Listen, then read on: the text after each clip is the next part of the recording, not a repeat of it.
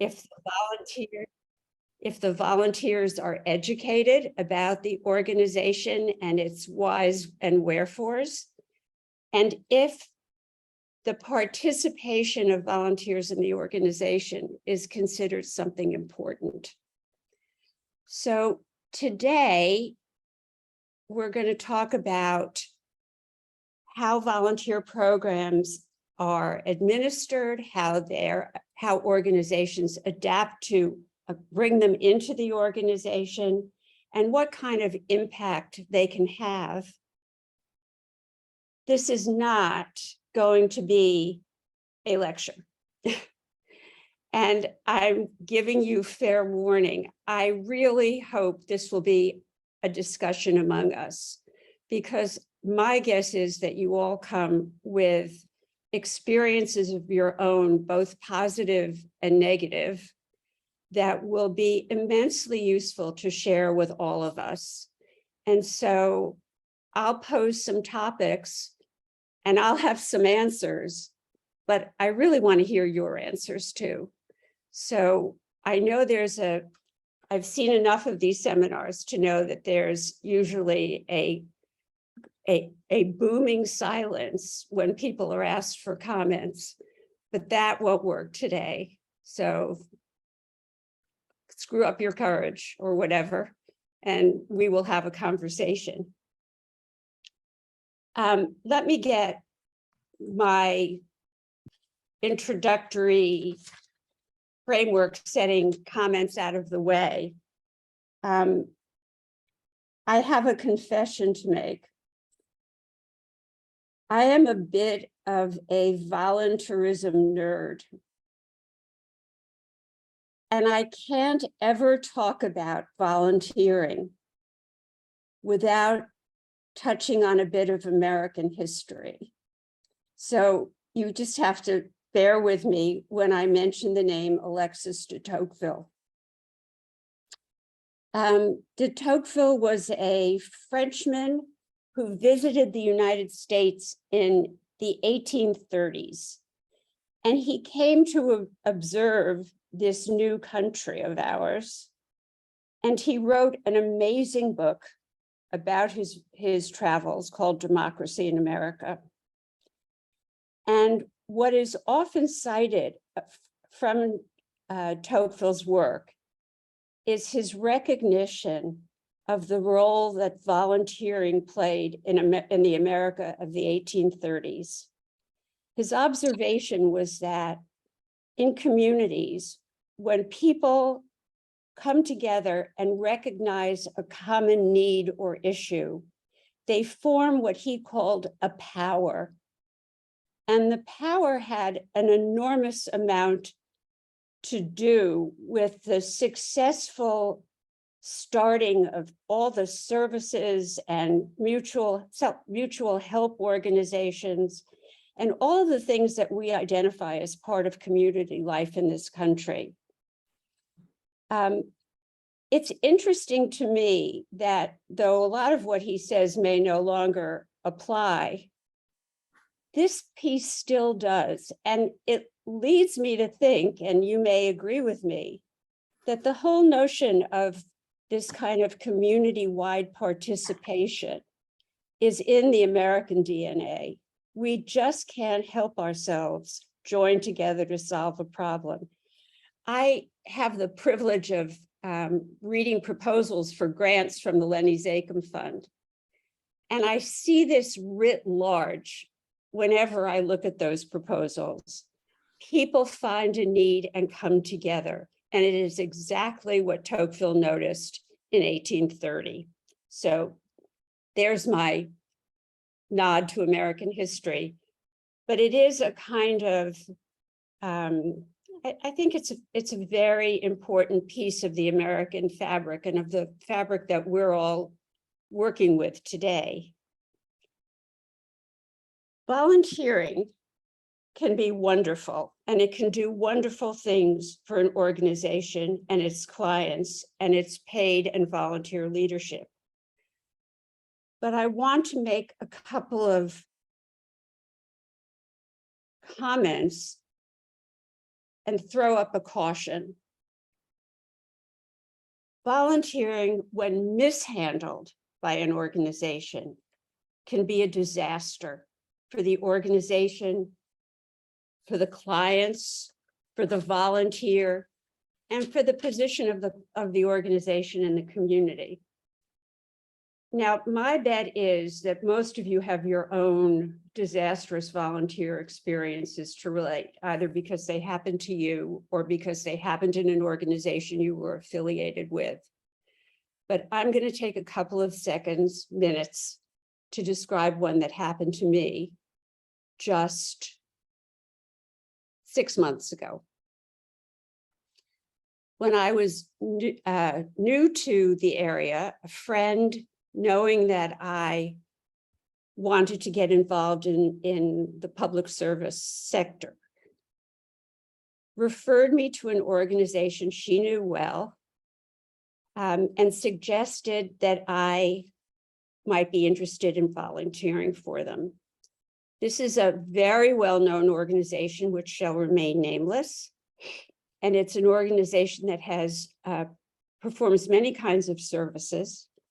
But the one that I was particularly interested in was its English as a second language program. I spoke with the head of volunteering. She did all the right things. She got a copy of my resume. She talked to me about what the possibilities were. She laid out 3 volunteer opportunities for me. We discussed all 3 of them. 2 of them had drawbacks that made it more difficult for me. One seemed perfect. It was a once-a-week Zoom meeting at night, teaching English to Portuguese-speaking immigrants in a program launched by a local hospital that was worried that they didn't know enough English to help them express their healthcare concerns. Made perfect sense. And I have had a lot of experience as a volunteer in the healthcare system, going back to being a candy striper when I was a teenager. I don't even know if they still have candy stripers, but they're like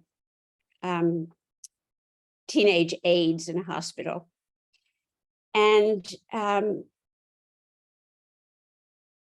I knew a lot of the community problems in a hospital. I knew a lot about it. So I thought this is a very good fit for me. And I had taught English as a second language before. And it had been an absolutely wonderful experience. But from the first minute, the experience fell apart.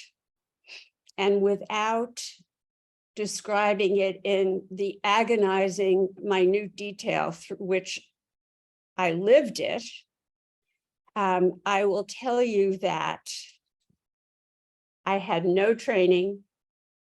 I started late. I was given the least English knowledgeable group to work with. I had no materials and I had no supervision. So there I was with 5 lovely, but very stressed women who only spoke Portuguese. I do not speak Portuguese. And they were depending on me to teach them how to communicate in their new language. And I had no idea how to do it, nor did I have help. Well, I muddled through 5 weeks of this, 5 Monday nights.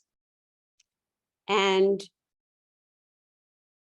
my students didn't even last that long. By the second to last week, nobody showed up.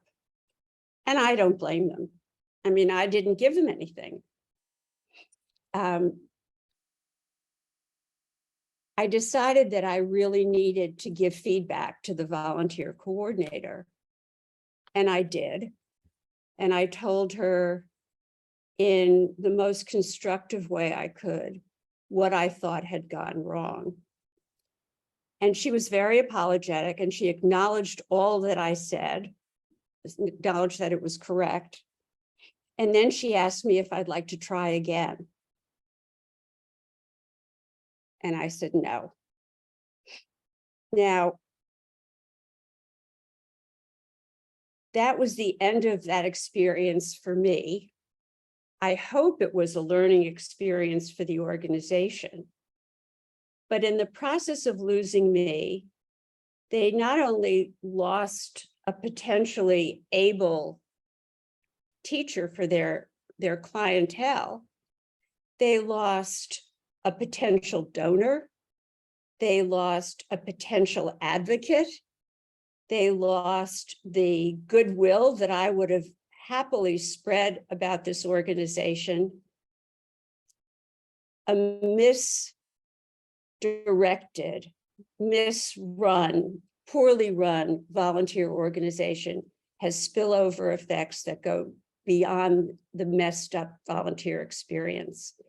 And I tell you that, I'm sure you're all well aware of it, but it's something to keep in mind, because not only do volunteers serve as additional labor for you in what you're doing, they become some of your greatest advocates. And to lose the opportunity to build that level of support with that group of people is really a tragedy. Does this sound familiar to anyone? Have any of you had unfortunate volunteer experience? Just speak up, because I can't see everybody, so. No one? Then you're very lucky.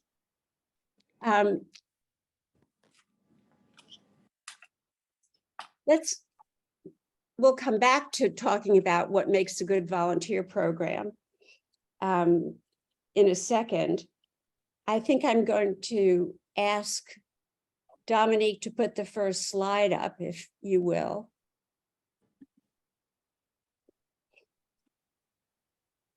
The first thing we should look at is what makes a good volunteer program.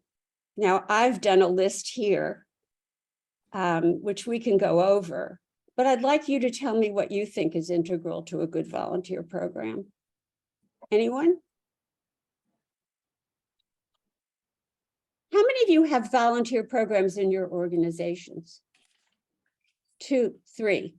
I don't see everybody. Are they long-standing programs? Yes. Do you consider them successful? Okay, so what makes them successful? Our volunteer program is new, and new meaning started during the pandemic. Mm-hmm. I think what's successful about it is that the activities that we're doing are pretty easy to grasp, and anybody could do it. Like, I just feel like your story about ESL, I mean, not everybody could really do that. That's more of a specialized talent. What we're doing is we're putting food onto tables. So, you know, it's something that people can really get behind, and it's not that hard. And I also think people enjoy the atmosphere. That's a pretty upbeat atmosphere, you know, and so I think that's why it's successful. Anybody else? That's good. All of that's true. Anybody else? Any other? Yeah. Yeah. Speak up, because I can't see everyone. Sure. This is Nessie from Hands to Heart Center. And we, from the beginning of our organization, have relied almost entirely on volunteers. We pair volunteer yoga teachers with organizations that want to offer yoga to their communities. So anywhere from like the public libraries to community centers, substance use rehabilitation programs. You know, it's been, I think, about 8 years that the organization has been around. And so as time has gone on, we've sort of had to refine and hone like our volunteer program, because, you know, our founder jokes that, you know, she started this nonprofit by accident, and then which I think is pretty common.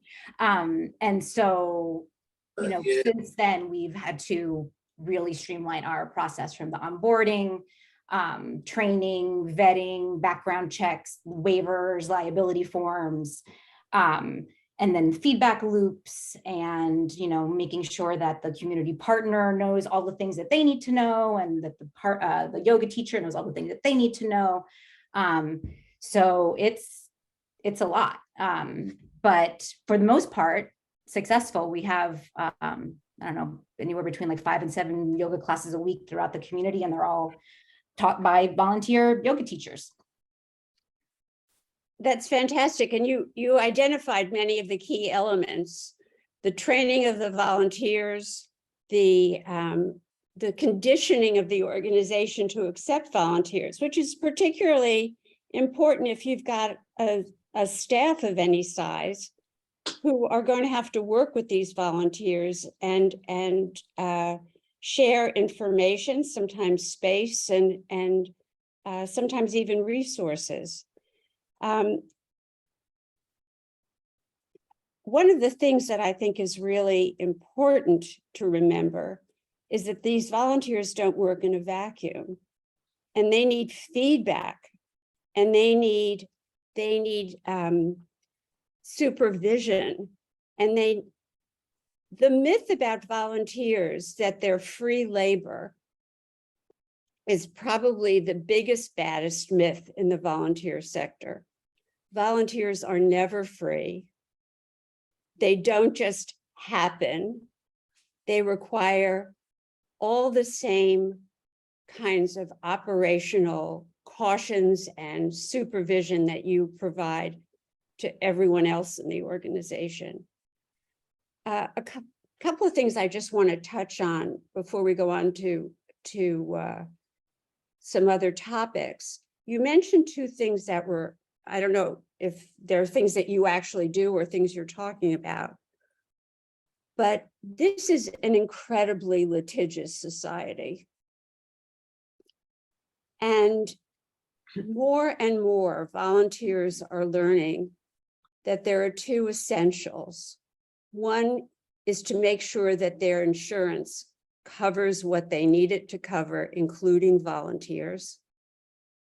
And the other is that you need to get volunteers who are doing anything other than, I can't think of anything that wouldn't be covered. They need to sign waivers of liability. Because you could find yourself as an organization in a difficult situation if someone is injured, if the volunteer is part of a program that has some negative consequences. At the end of this, I have a list of resources for you, and in it you'll find things like sample volunteer waivers, which I urge everyone to consider implementing in their organization, because it's when you think it doesn't apply to you that these things catch up with you. And I urge you, or whoever the appropriate person is in your organization, to talk with whoever does your legal work for you, or your handles your board management or anything of that sort, to talk about what the possibilities are for you and what level of protection you want to give yourselves. Volunteers mean well, but they can also cause problems. Anyone else have anything to say about their volunteer programs? I can't see Allison or Sandra, but I know you're there. So just pipe up if you have something you want to add. Hi, I'm Sandra. How are you? I'm well, thank you. How are you? Okay, I had to switch phones at the last minute, so No worry. you know, the email address is different. I had to switch. But mostly about the volunteers. I really like the part where you were saying volunteer waivers. I never really heard of volunteers signing waivers. And that is something that's interesting. It is interesting. And one of the resources on the last slide, and you'll get all of these in paper form or email form afterwards. Oh, good. One of the resources is an organization that provides lots of guidance, management guidance to nonprofits. It's a nonprofit who guides nonprofits.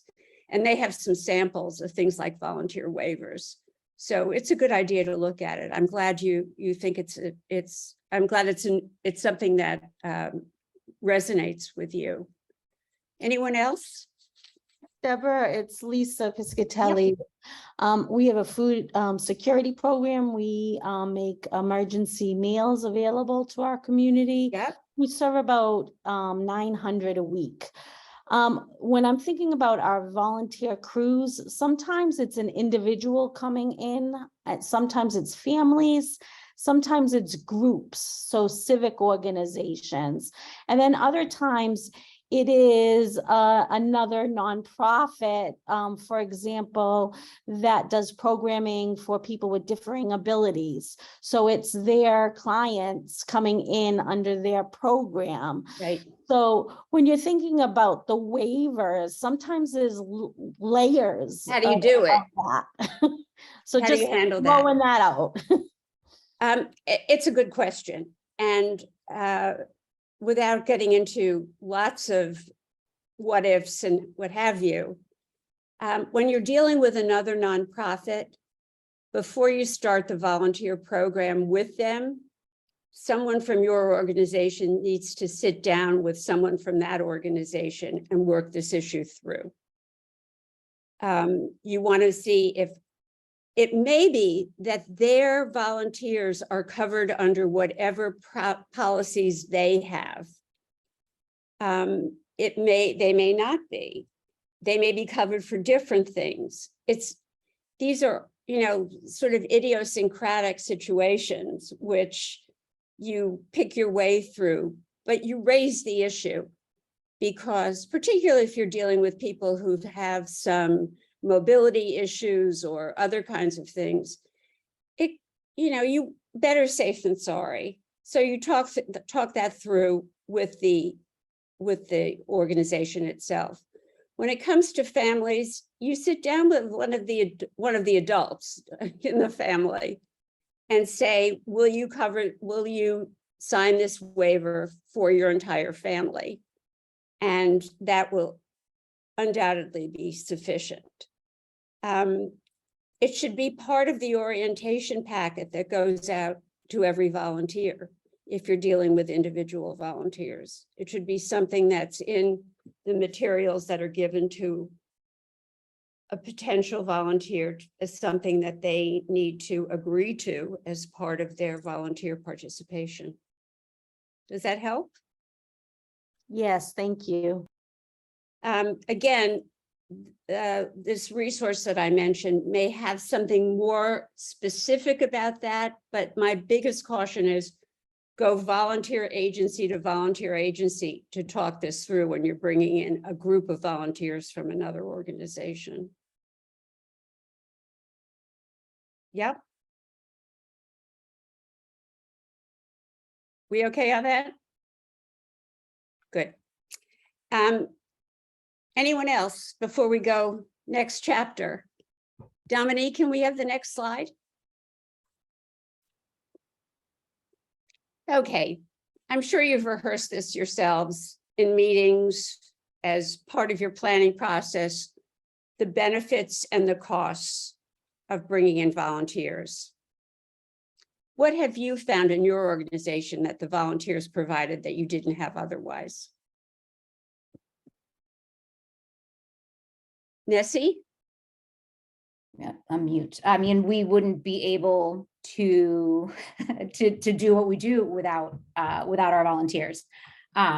So specifically from your slide, I mean, we need the yoga teachers on deck to teach these classes, and they have a very specific skill set that requires an entire training, program outside of Hands to Heart Center. They get their yoga teacher training, out in the world, and then they come to us once they've acquired that.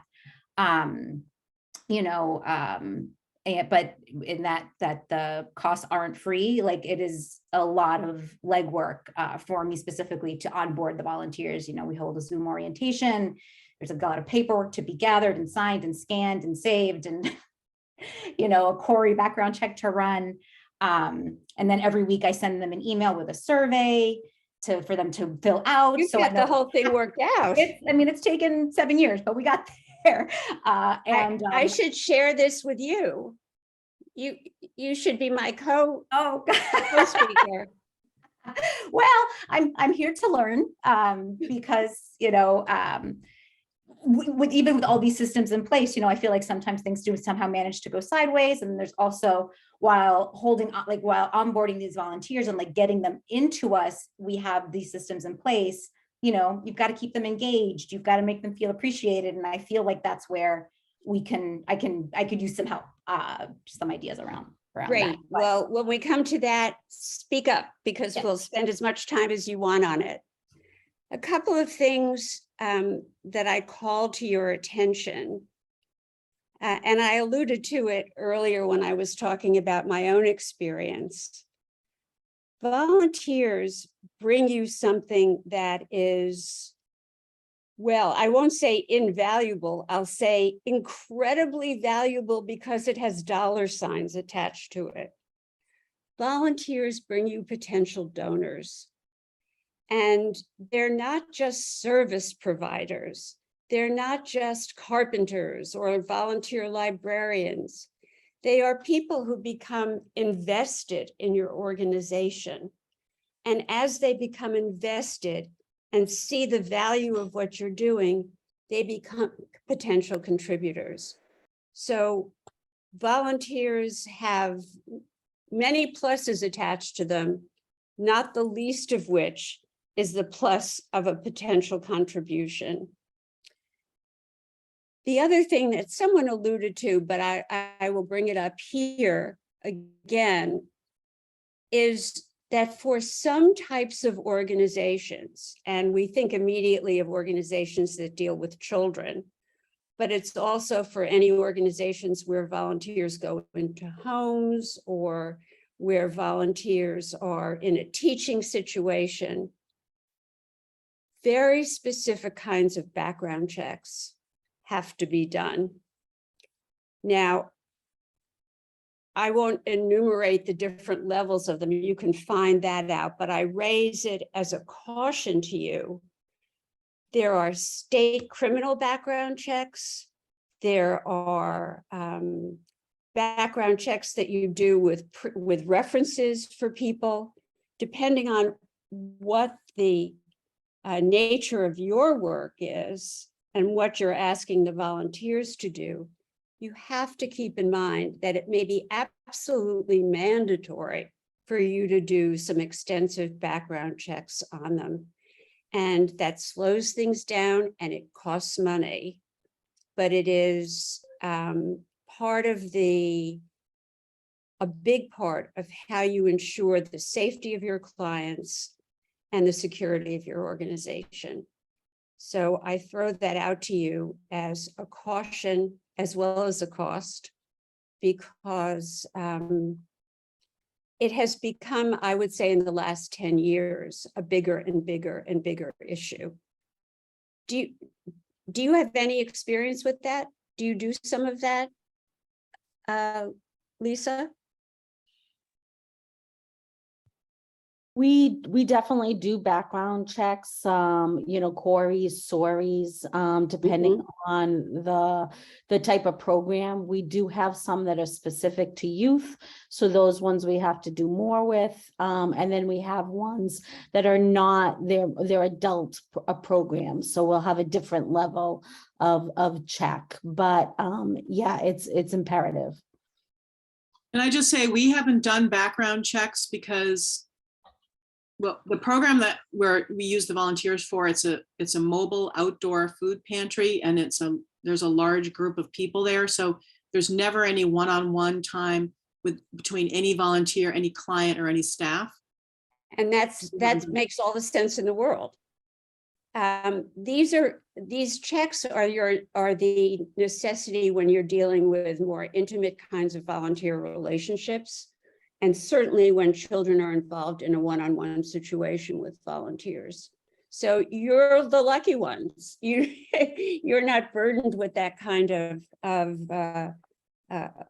cost or time-consuming element. But for a lot of organizations, particularly organizations that fall under the Lenny Zakem umbrella, there are some really significant contacts that make these background checks important. But thank you for throwing that out as the other side of the coin. That's absolutely correct.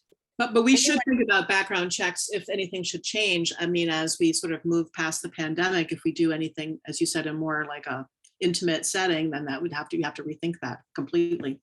You do. And it sounds, I don't know, I used to think it sounded so cynical, but it's not cynical, it's reality. And you want to protect your clients, you want to protect your organization, and this is how you go about doing it. Anyone else with experience in background checks? Nope. Okay, next slide, please. All right, well, you can probably recite this for me as well as I can recite it for you. But somebody here has volunteers teaching yoga. Yep. What else do volunteers do? Somebody here has volunteers handing out food at a food pantry. What else is there? What else do you see? What else would you like to see?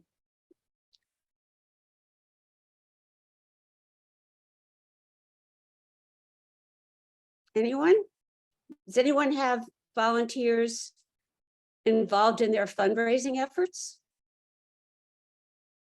A little bit. What do you have them doing?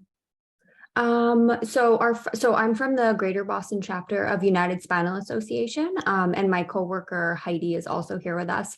And we provide support and resources to individuals and their family members living with spinal cord injuries. So part of our fundraising efforts, I guess, we try to meet bi-weekly even throughout the year and brainstorm, but also it's a lot of like organizing the fundraising, upcoming fundraisings and events and different things like that. I find fundraising events the most onerous part of running a volunteer organization. I don't know about the rest of you. It's a lot of work. It's a lot of work, and it's often Events a are the lot worst. of work for relatively little return. And I'm so sick and tired of hearing the expression friend raising. It's work putting those events on, and volunteer. There, believe it or not, and I find it hard to believe, because although I've had a whole career involved in fundraising, it's still my least favorite thing in the whole wide world to do. But some volunteers love putting these things together, and bless them. As far as I'm concerned, they're doing wonderful work, because it's very labor intensive, as you said, and it's time consuming, and you don't often get back what you think you deserve from an event like this. Has anybody had a different kind of experience in fundraising events? Anybody find they love doing them? No, but it's No. it's not. So I'm Jessica's coworker. I'm Heidi Estrada, and I'm the community involvement coordinator for the Greater Boston good. chapter of United Spinal. So Jessica works with the peer mentors, and I run the support groups, but I also work with the peer mentors because they are our support group leaders. But it's interesting that you're saying this about fundraisers, as I'm thinking to our past fundraisers, that it's probably the least fun thing that we do. And I think some people do it full volunteer out of like sort of guilt or like, oh God, everybody else is doing the work, I should join in too. But I think it just sort of struck me that I think in the end, the major money that's raised is through like large donors or sponsors, not through all the work that went in. That's another blood, sweat, whole, and tears. that's another whole seminar. Yeah. Or 2 or 3.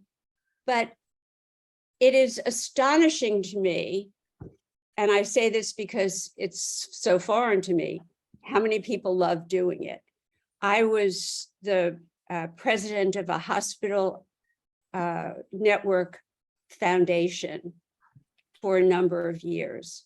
And we had 1 or 2 huge fundraising events a year. And it was all volunteer run, with the exception of 1 staff member who coordinated the work of all the volunteers. And that was to raise a good chunk of our annual allocation of monies to various efforts within the hospitals. And bless them. I mean, I think they're just angels for doing it, but it's a lot of work. And never forget that even if you don't like doing it, there are volunteers who do like to do it. They like the whole social aspect of it. And as I said, great. I think that's wonderful. There are also volunteers who like to do things like write proposals. And sometimes there are people who have done it before in their professional careers. Sometimes they like the research and thinking of it. So never hesitate to find individual volunteers who are interested in doing something like that. Most of us think of direct service volunteers when we think of volunteering. We think about the food bank volunteer. We think about the mentor for young people. We think about coaches for teams. We think about, we had one group that was given a ZACM grant last year that taught cello to young children, and lots of the teachers were volunteers. So there are all kinds of roles that volunteers can play, but I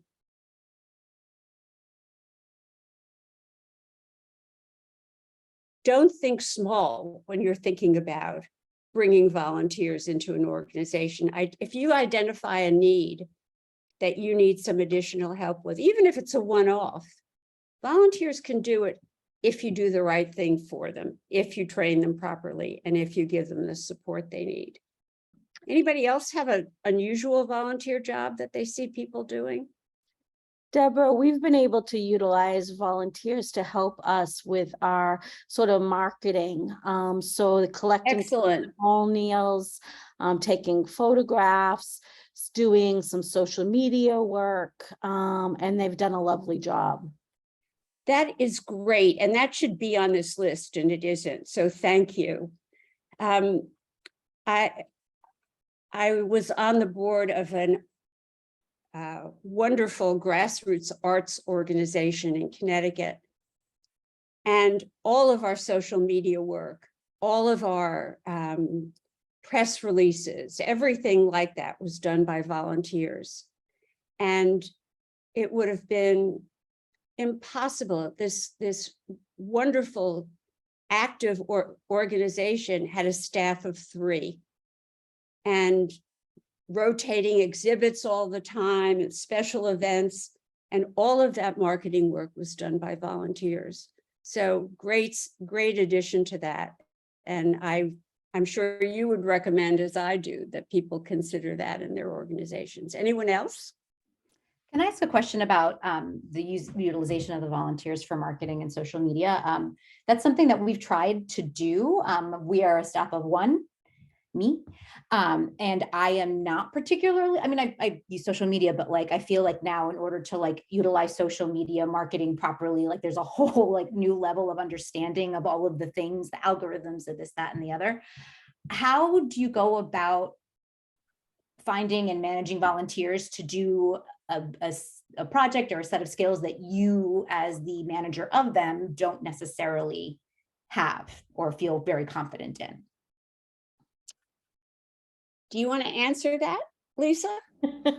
So, I think it's in building your networks when you're out and about and you find out what different people in the community do, you kind of put it in your mind and you reach out to them.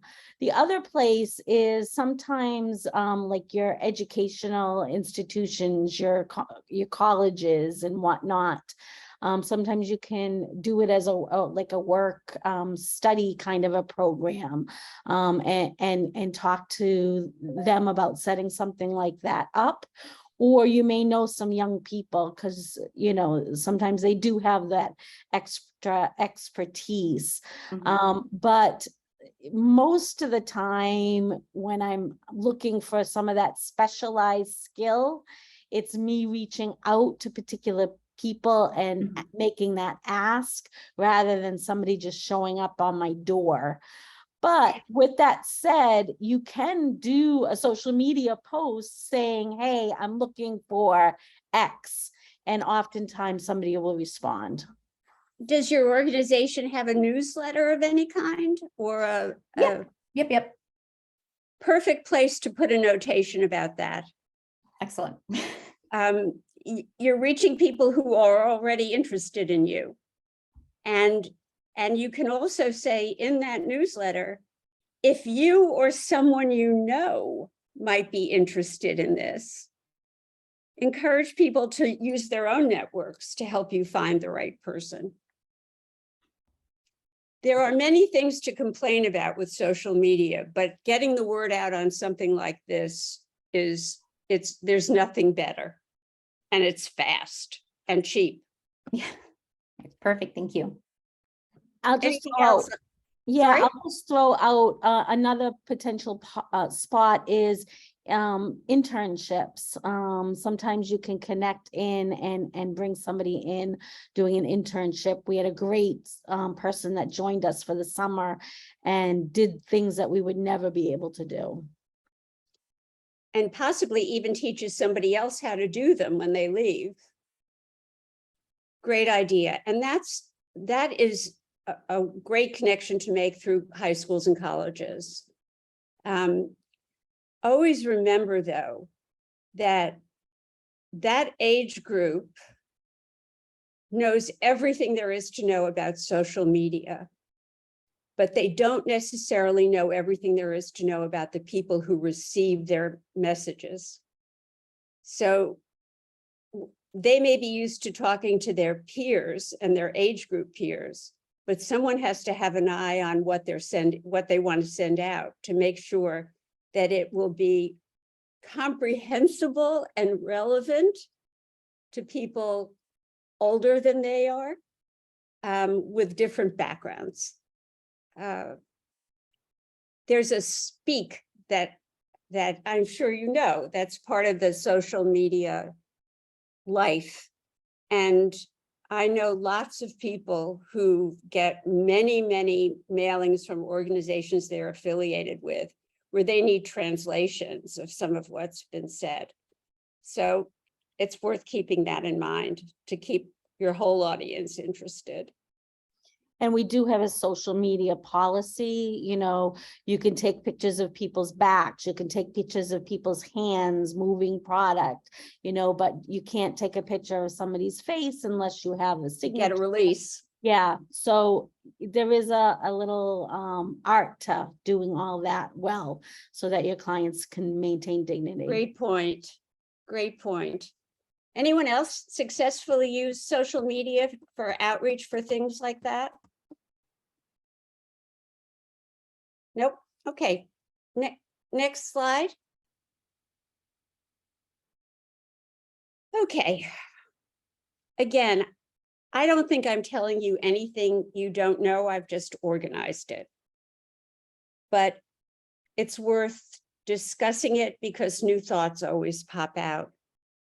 What do you as the organization owe to your volunteers? Do you give your volunteers job descriptions?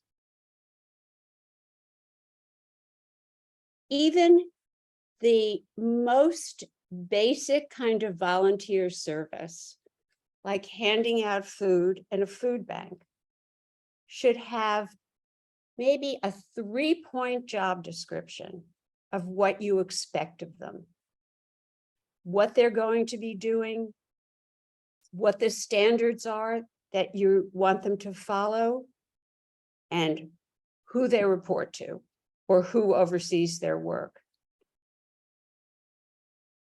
I think about my experience where I was plopped into something with no description of what I was supposed to do, no idea of any supervision.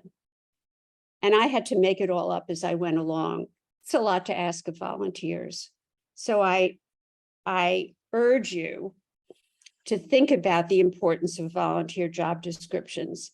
And again, these resources have models of that for you in case you're interested.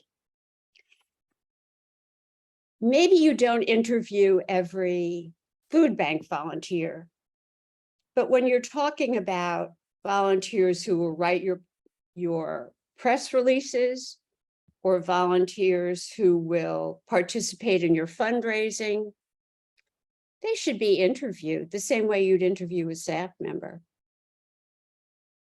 Have you had experience with that, anyone? Have you done volunteer interviews? Yeah, we do volunteer interviews. And then as part of our paperwork, we have, like you were saying, a volunteer job description, expectations. I mean, Excellent. down to like kind of like daily hygiene, like that type of thing, just like Perfect. That's Things that are- absolutely right. like things that are important to us or maybe have come up in the past even that. And one of the things you're looking for is making sure that the person is coming to you as a volunteer for reasons that you can support. I hate to say this so glibly, but there are some nutty people out there. And you hope that your screening process, the assessments that you do, whether it's large scale or small scale, will flag people about whom you have questions and you can ask more questions of them, or people who you just get the sense don't fit with your organization. And whoever is in charge of doing all of this is the gatekeeper on that and has, in many ways, the well-being of the organization in their hands. So not every person who says they want to volunteer is appropriate for the organization they've come to. Anybody run into that? Where you had a volunteer who just, yeah. Tell us about it.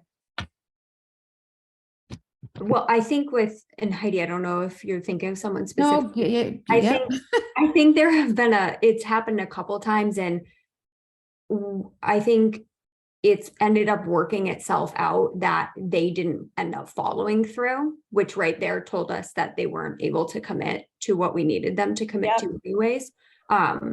But we have like talked about, if we have an interview and we feel like it's not a good fit, we haven't really had to turn anyone away yet. And that's a little intimidating to have to do. Nobody wants to have to do that, but I'm sure that it's possible it will come up in the Well, future. we'll talk about firing volunteers in a little while, but you develop a skill at saying no with kindness. It takes doing it a couple of times, but often it's just saying the kind of job that you would be so good at isn't available right now. And you don't say, call me in a year. You don't invite continuing contact, but you can do it without causing discomfort to either the potential volunteer or yourself. but it's important you do it because it's only going to lead to problems later on. Volunteers need to be trained. I will only say that once. It doesn't matter whether it's a tour of the facility so they know where the broom closet is, or it's taking them through both policies of the organization and the workings of the project or program they're going to be involved with. You can't just plunk somebody down in the middle and hope it works out. And they need to be supervised. Someone is responsible for these volunteers. If it's the program director, if it's the manager of a particular activity, if it's the executive director, whoever it is, someone has to keep an eye on what's going on. And someone has to give the volunteers feedback. Now, we all hope that it's positive feedback, but it's better to give the negative feedback in a way that leads to correcting a problem than it is to wait until you've avoided it and then you've got a bigger problem on your hands. Nothing, and you know this as living, breathing human beings, nothing makes a volunteer feel better than somebody saying, thank you, you've really helped us accomplish our mission. Don't you feel good when someone says that to you? That volunteers don't get paid, they don't get bonuses, they don't get holidays. They're doing their work because they are invested in your purpose. And I think it's the obligation of the organization and its staff to acknowledge the contribution that volunteers are making, and it's too often forgotten. Anyone have anything to add about that? How about the people who are only a name on the screen? Anybody else? I'm going to look and see who else is down there. What about people at the bottom of my screen? I've got Cora, Archana, Maria, Allison. Any of you have anything to add about that? Oh, more. Jamie, Joanne. Anyone have experience with how you support your volunteers? Hi, my name is Archana. I'm representing St. Mark Community Education Program. Oh, great. Which is located in Dorchester. So we do have a couple of instances similar to your experience, which you shared with us earlier. But generally, we have been doing all these processes, including having a final session after our program ends with all the volunteers to get their feedback on how to improve Excellent program the next time. I think the primary problem, I won't say only, there are many things that we need to change in order to help our organization improve its operational efficiency. The one thing that we have trouble is improving the morality of our volunteers, because we have a trouble, same thing, similar to what you shared earlier. The number of students who register can be 200 for a program, but so we recruit volunteers based upon that. But the number of students who turn up for the first week of the program comes to 40. And when it is like second or third week of the program, it hits about 10 to 15 students. So we have that problem of providing more or providing the work that we had originally committed to the volunteers, the role that they would be playing in the program. And that ends up being like sometimes one-time volunteering for them. So you have too many volunteers. Yeah, too many volunteers. And what do you say to them? We say that we do have a gap in the student registration versus the number of students who actually attend the program. And what we do is we sometimes ask them to take turns. So 1 week we have like 5 volunteers, and the next week, like, take a rotation. You don't need to be there for the program, and the other set of volunteers could help with the program. Or what we do is we redirect a couple of those volunteers into other programs where we need volunteers for. That would have been my suggestion. Has anyone else had that problem? Boy, that's called an embarrassment of riches. Anyone? I did tell a couple of people not to come to our last food pantry, and they were really nice about it. I hope I said it in a nice way. They seemed sure you they were did. Okay. Huh? I'm Sorry. sure you did. But I don't like that. That is like so rarely happen. We usually are scrambling to find people. So I was shocked that I would actually be in a position of asking some of the volunteers to maybe consider not coming. So that I did not feel great about it at all, but it seemed like it worked itself out.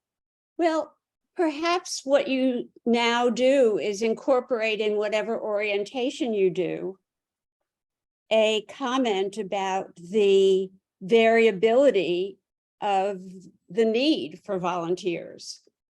You know, you generally expect that so and so many people are going to be needed, but every once in a while, we don't need that many, and we're going to count on you to be understanding that.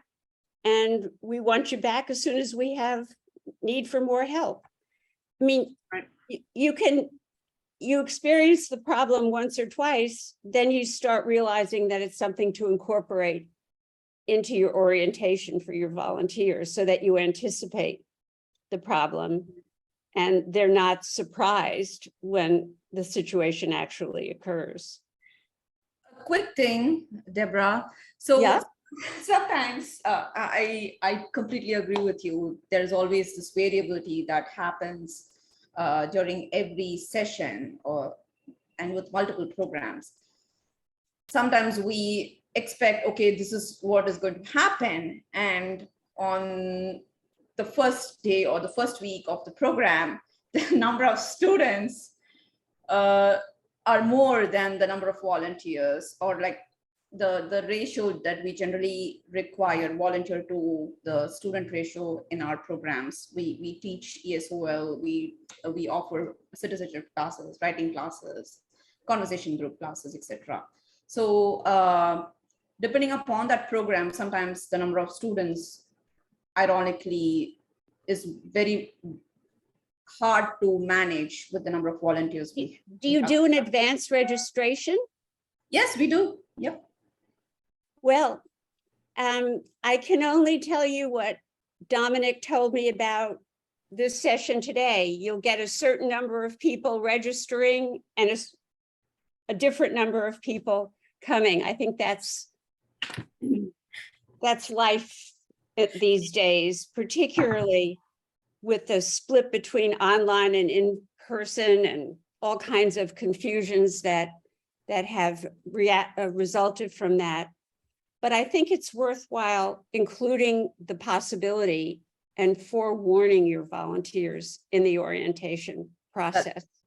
That's a good idea and something to think about and implement. Thank you.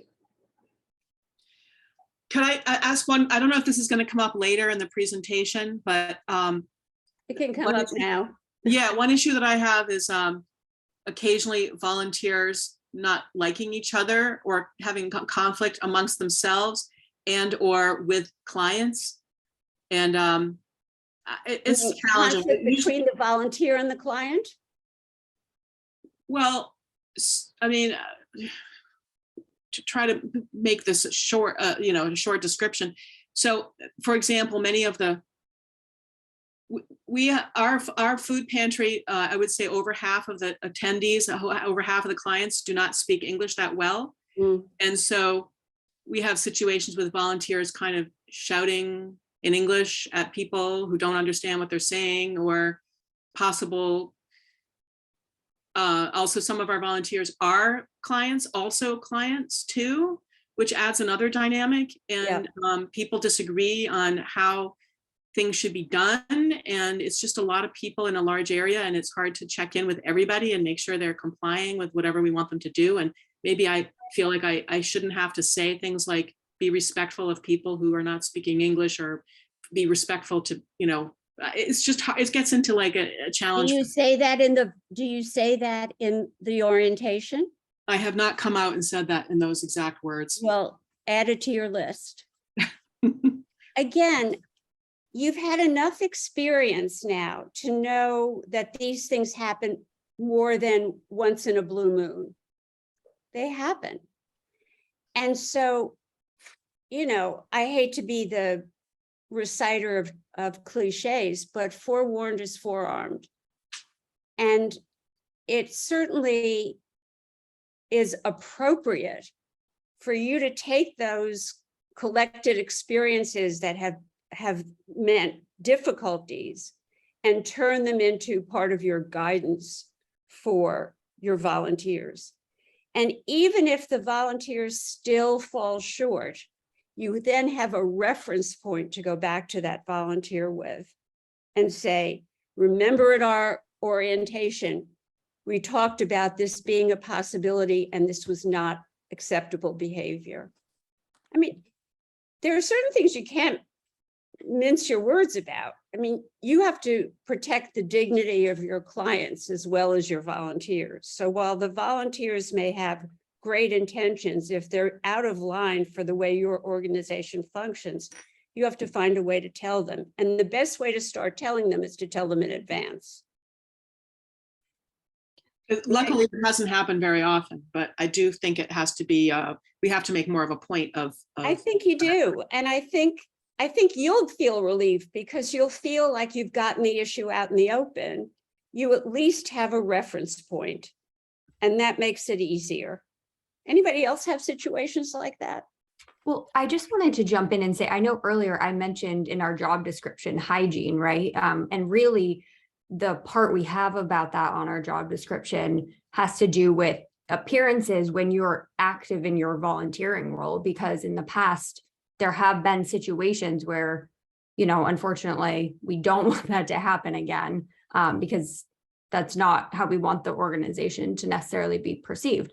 And so I don't know if this goes for any job description, but they are required to sign the job description. So they have to read through it and then they have to sign it at the bottom as well. Usually the case. Yeah. So that's really all I had to say. So just similar in the sense of there was an experience that happened and that's how we chose to go forward. Included in your job description. Right. And that is absolutely the way this thing should work. You learn by doing. And your job description is not just what the volunteers must do. It's also what the volunteers shouldn't do. In other words, they must dress appropriately, and you can define that any way you want. They must observe basic hygiene. And if you need to spell it out further, you do that. But this is when you get it all out on the table. This is what you're expecting.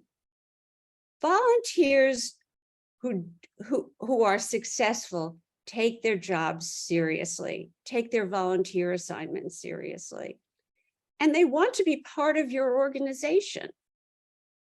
And the best way to make that the case is to make clear to them what your organization expects.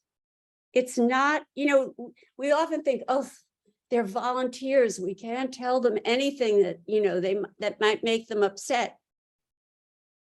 The key is being respectful. But your organization has its profile, its standards, its way of doing things. And part of the requirement that volunteers need to meet for you is their agreement to follow your norms, your rules, your expectations. It's a two-way street. I'd like to just offer, this is very familiar in my organization. I hear this a lot. And we really try to reduce stigma at our program. The dignity piece is important. We do have volunteers that have come in and they've either started as clients and then later became a volunteer or vice versa. And so sometimes those lines are a little bit blurred, but everybody feels welcome. We have a code of conduct, and that applies to staff, volunteers, and clients. And so that's a piece that we go back to often. And then the other piece we do is to have that difficult conversation about a person's hygiene. We do have hygiene kits. We do have access to resources for clothes and shoes, but we also have access to showers. So if a volunteer is struggling in a way, that's an easier way to have that conversation to be able to match them up to resources as well. That's a great point. Does that ring a bell with anybody else who wants to add something about it? Nope. Well, the last thing I want to say in this, and I'm mindful of time, is that one of the things you owe a volunteer is a path to parting ways if the relationship is not a success. The first element in that is that this is one of the places where regular feedback helps in the end. If someone consistently fails to meet whatever requirements, standards, norms you find essential for your organization, the fact that you have discussed it with them previously gives you the opening to say to them, I know you feel it as well as I know that I feel it, because we keep hitting the same problem and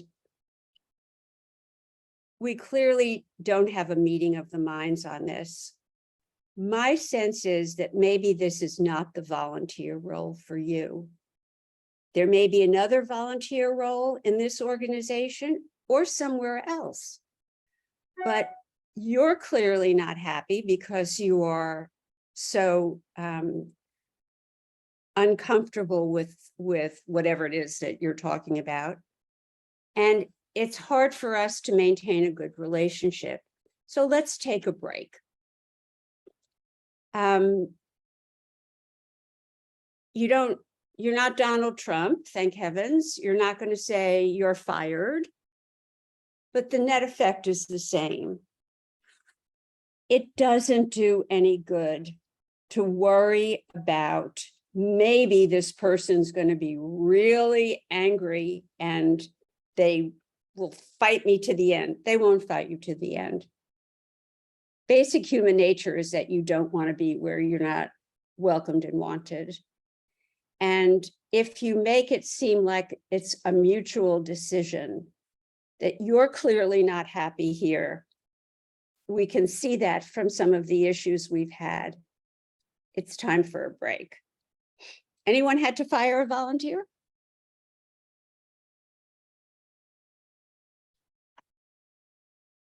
No? Anybody down in the lower part of my list of participants? I don't know that this is Nessie again from Hands to Heart Center. I don't know that we've had, in my memory, I'm trying to think if we have had to fire any volunteers, but we've had to have talks with volunteers about things that maybe got uncomfortable or didn't go quite as planned during their volunteering sessions. And so, and I think that kind of, and after the conversation, things improved. But I guess just, being able to have those kinds of uncomfortable conversations and do so in a way that the person being talked to still leaves feeling okay about themselves and is important. has their dignity intact. Yeah. And in my experience, the best way to ensure that is to make it appear to you and for you to say that it's really an agreement. It's a mutual conclusion. And their behavior is evidence of that. And you thank them profusely, and you tell them that you were so glad that they were interested enough in this organization to come and spend some time with you. But no matter what you say, a destructive volunteer will only spread poison in an organization. And I don't mean to be melodramatic about it, but I remember in one of the hospitals I was affiliated with, the hospital was going through some organizational, structural changes. And I was at the hospital one day and heard volunteers bad-mouthing what was going on in the hospital. Well, I didn't say anything myself because I didn't know these people and I didn't have a relationship with them. But I did talk to the person who supervised the volunteers. And I said, this person is undermining what's going on in the hospital right now. This is just unacceptable. And she agreed. And I found out later that she called the volunteer in, and the two volunteers, actually, the volunteers went on a rant about how the old way is the best way and they're ruining the hospital. And she had to say to them, then maybe you shouldn't be here now because this is happening. And we love having your volunteer support, but you have to support the institution as it is and as it's becoming. One of them shaped up and one of them left. But, you know, they were bad-mouthing the changes in the hospital to patients. I mean, that's unforgivable. And the sooner you take charge of it and manage it, the better. That's the hard part of volunteer management, but it's a reality. Let's see if we can come to some better stuff. Can we have the next slide, Dominique?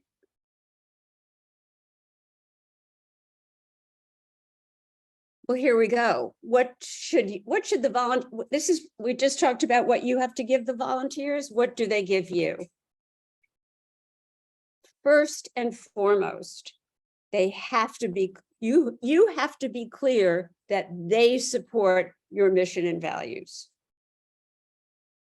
Lots of things can be fixed, but if they are at odds with what you stand for, it doesn't matter that you have a really desirable marketing job available to a volunteer who loves to do marketing. If they can't support who you are as an organization, they're not the volunteer for you. Other things, absolutely no-brainers. They have to be reliable. Here's one that people don't think about all the time, and that's confidentiality. What volunteers hear, and this is what those volunteers in the hospital were guilty of. They did not respect the confidentiality of the institution they were working for. And with many of you who deal with service volunteers who work with individuals providing a service, that relates to what they learn about the clients, what they learn about the workings of the organizations, what the problems may be that the organization is having, what the long-range plans of the organization must be. It's essential that your volunteers understand that they must treat the information they gather from the organization with confidentiality. Does that ring a bell for anyone? No? It's part of our trainings that we do with our peer mentors. Excellent. I would love to see your training. Yeah. So our training is done through, so we are a chapter of United Spinal Association. We also are like an entity of our own because we've been around for 30 or more years. So we became a chapter of theirs later on, but we do our peer mentor training through them. And confidentiality is a huge part of it. And of course, there are exceptions to that, which are very clearly stated to both our volunteers and to the client that they are helping as well. Well, you don't want them to keep in confidence if they see an abusive situation. Exactly. So, yeah. But I'm talking about things that are inherent in the workings of the organization that are not the volunteers to share. And it's important to stress that to your volunteers when you're onboarding them. Anybody else have anything other than the obvious things that are on this list that you found that you have had a particular need of requiring of your volunteers? Nope. I mean, can I just, is it on here? I think volunteers need to cut people a little bit of slack too. Like sometimes they. That's interesting. Say more. Well, like some of our volunteers, they might show up for an assignment and guess what?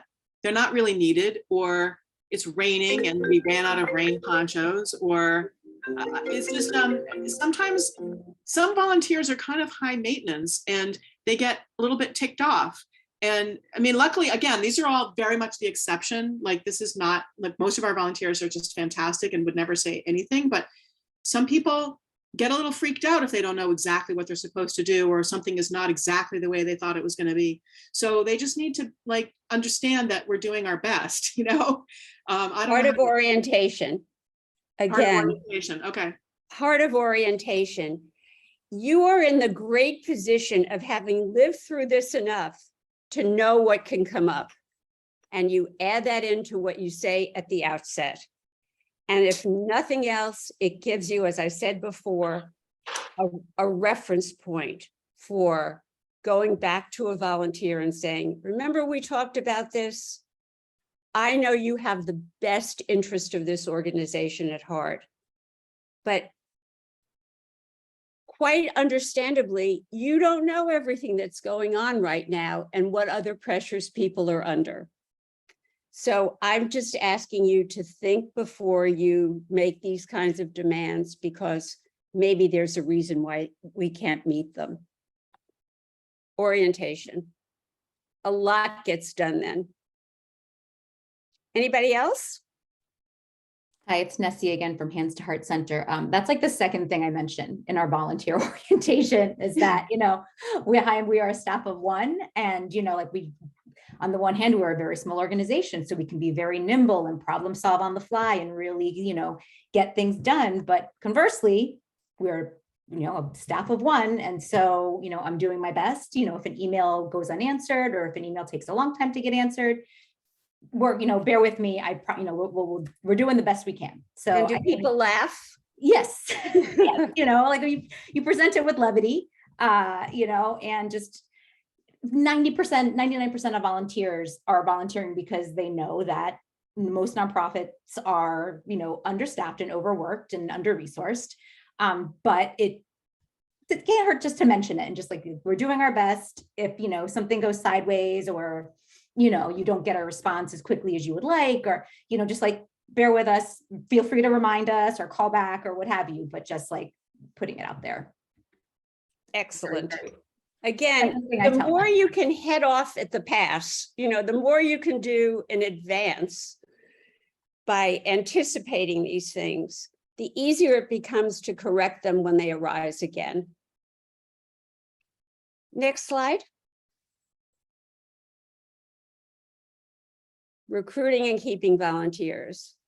Well, you all know, we've talked a little bit about how you recruit them and where you recruit them.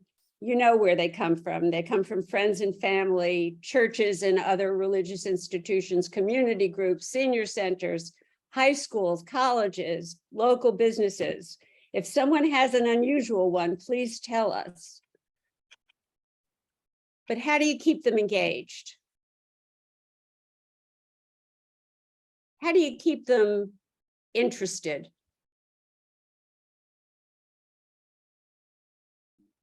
I mean, I think it's probably kind of like finding the special sauce between like not enough communication and entirely Yep. too much communication. If anybody has figured out that formula, by all means share.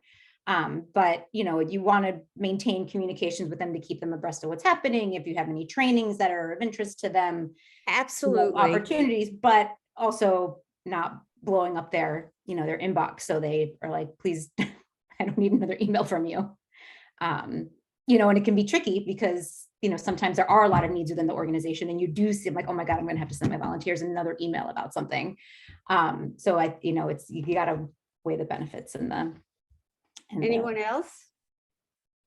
It goes with what you stated, keeping them updated on the work of the organization. Yes, So, yeah, absolutely. it's the impact, you know, that's why people want to do the work and be part of it to begin with. It's the impact. Absolutely. They want to be a part of you. They want to be part of your system. And one way you tell them that they are is by keeping them up to date, telling them new things that are coming down the pike, telling them things that you expect to happen and you want them to know about. Another thing that I've learned from being a volunteer and overseeing volunteers is that for many people, one of the great values to volunteering is the opportunity to learn something. To learn something new, to have a new experience, to be introduced to a new concept. This is an extreme example of it, but when I chaired this foundation board, we started every meeting, and we met 4 times a year, with a report from a doctor doing some special kind of work, some cutting edge work, and had the doctor describe all the advances that they're making in this field of medicine. And people came away feeling like they knew something new and important. And it inspired them. I mean, these were people who had to go out and raise money, and it inspired them. So even if it's you're a food bank and you're finding that there are several new sources of food that you're offering that you hadn't known about before, and this is what made them so appealing. Or if you're teaching yoga classes and you're discovering new videotapes or something that are useful to people. I can't imagine with all the different things you do, but people want to learn. I can't think of anyone I've come across in a volunteer setting who hasn't been thrilled to come away with some new information, or what in some cases we call behind the scenes information. You know, information that the general public will never know about, but they're in on it. It gives them a big thing back. It gives them personal growth. And I can't stress enough to you how the slightest bit of new learning will go a tremendous distance in helping people feel engaged and committed. Were you going to say something, Maria? Oh, I thought you had your hand up. I'm sorry. Lisa. So on the flip side of exactly what you said is getting information from them. So we're an emergency meal site. What meals do they like the best? What are some of the things that people Absolutely. are struggling with? You know, so getting feedback from them, and you know, they can participate if you're doing like strategic planning. So they're closest to the clients, and letting them know that we really appreciate the information and that helps us with the Absolutely. planning. Absolutely right on the mark. Anyone else have anything to say about that, to add? Just the point I'm trying to make here is that this whole idea that volunteerism is pure altruism sounds good, but it's not true. People want something, they want some fulfillment out of their volunteer experience. That's their paycheck. And that fulfillment can come with feeling that they participate in the decision-making, feeling that they provide a valuable source of information, feeling that their brains have been engaged and they've gotten something new, feeling they've learned a new dance, or they've learned a new song that's being taught to the children, or they've spent time in the library that they're working for, and the librarian has told them about a great new book that's come in. Anything like that is tremendously valuable payback, because volunteers, although they do have a tremendous sense of giving, also need to feel fulfilled. And there are different ways that can happen, but that needs to be encouraged by the people who run the programs. Next slide. I think this is the last one. There it is, the last one. The resources, which I'll send all of this to you. The organization I was talking about that has lots of good information for nonprofits is the Council of Nonprofit Organizations. And their website is here. They have samples for you of different types of forms. Somebody mentioned that someone in this group might be interested in AmeriCorps as a way of generating volunteer activity. That's a whole story in itself. And before you get involved with it, I urge you to read all the material they've put out on their website, because it is a complicated system. It's a multi-tiered system, and there is a lot to understand before you get involved with it. So that does it. Any final questions, thoughts, things you want to add, things I left out that you want to make sure everybody is aware of?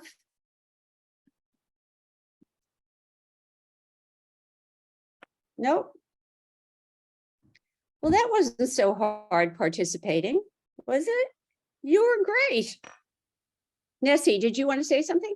I was You going to look say, like I you- always give the spiel at the end of these things that if, we love working with our Lenny Zakem friends. And so if you work for an organization where offering yoga to you or your staff or your clients or both might sound interesting, drop me an email. Excellent. Anyone else? Something to add? Well, it's been a treat to be with you. And this will all go out to you, I hope before the end of the week, but maybe not before the first of the week, next week. And thank you. You were great. Oh, you made it so easy. Thank you so much, Deborah. Deborah. This was wonderful. Bye.